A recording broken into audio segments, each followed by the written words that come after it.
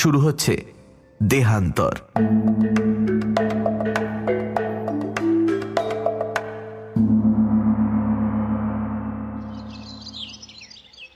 বড়দা বলল, যারা প্রেতজনিতে বিশ্বাস করে না তাদের জোর করে বিশ্বাস করাতে যাওয়া উচিত নয়। আমি কখনো সে চেষ্টা করি না। কেবল একবার ক্লাবের চাকরকে ভাঙের শরবত তৈরি করবার ফরমায়েশ দেওয়া হয়েছিল। আমরা সবাই যথারীতি শরবতের জন্য অপেক্ষা করছিলাম। এরকম পরিবেশের মধ্যে বড়দা যখন বলল, যারা প্রেতজনিতে বিশ্বাস করে না ইত্যাদি, তখন আমরা একটু ভয় পেলাম। কিন্তু বড়দা যখন ভনিতা করেছে তখন আর নিস্তার নেই। ভাগ্যক্রমে এই সময় শরবত এসে পড়ল। আমরা প্রত্যেকে আনন্দের সঙ্গে একটি করে ঠান্ডা গ্লাস তুলে নিলাম হাতে। পৃথ্বী গ্লাসের কানায় একটি ছোট্ট চুমুক দিয়ে বলল, আহ, দুনিয়াটা যদি মন্ত্র বলে এই শরবতের মতো ঠান্ডা হয়ে যেত। বড়দা বলল, দুনিয়া বলতে তুমি কি বোঝো? এই ভারতবর্ষেই এমন জায়গা আছে যেখানে এখন বরফ পড়ছে। গত বছর এই সময় আমি পাহাড়ে বেড়াতে গিয়েছিলাম, দেখলুম দিব্যি শীত। প্রশ্ন করলাম, পাহাড়ে? কোন পাহাড়ে? বড়দা বলল, মনে করো মসুরি কিংবা নৈনিতাল।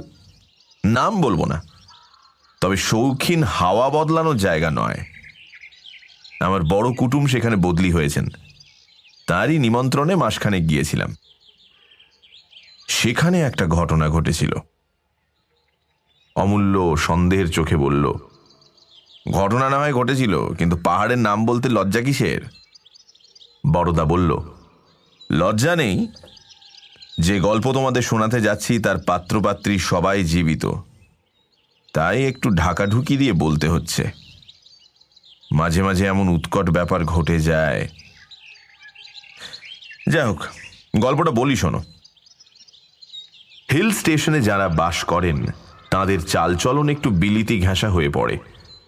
পুরুষেরা সচরাচর কোট প্যান্ট পরেন, মেয়েরা অবশ্য শাড়ি ছাড়েননি, কিন্তু হাব ভাব ঠিক দিশি বলা চলে না।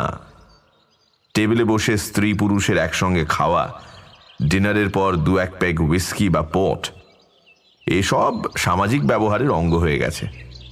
দোষ দেওয়া যায় না। শীতের রাজ্যে শীতের নিয়ম মেনেই চলা ভালো। শ্যালকের চিঠি পেয়ে আমি তো গিয়ে পৌঁছলাম। 2-4 দিন থাকতে না থাকতেই গায়ে বেশ গত্তি লাগলো। আমার শ্যালকটি দারুণ মাংসাশী। বাড়িতে রোজ মুরগি মাটনের শ্রাদ্ধ চলছে। তার উপর পাহাড়ে ঘুরে বেড়ানো, ঘন্টায় ঘন্টায় খিদে পায়। জায়গাটা সত্যিই চমৎকার। যেমন জল হাওয়া তেমনি তার প্রাকৃতিক দৃশ্য। কয়েকটি নতুন বন্ধু জুটে গেল। এখানে 10-12 ঘর বাঙালি আছেন, সকলেই ভারী মিশুকে। নতুন লোক পেলে খুব খুশি হন।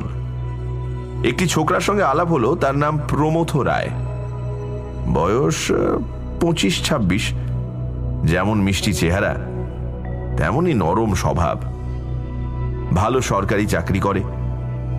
মনটা অতি আধুনিক হলেও উগ্র নয়। প্রায় রোজই বিকেলবেলা টেনিস খেলে ফেরবার পথে আমাদের বাসায় ঢুঁ মারত। ছোকরাটি অবিবাহিত, একলা থাকে, তাই আমাদের সঙ্গে খানিক গল্পগুজব করে 2-1 পেয়ালা চা কিংবা ককটেল সেবন করে সন্ধ্যের পর বাড়ি ফিরত। একদিন কথায় কথায় আমার শ্যালক প্রেতজনির কথা তুললেন। বললেন, ওহে প্রমথ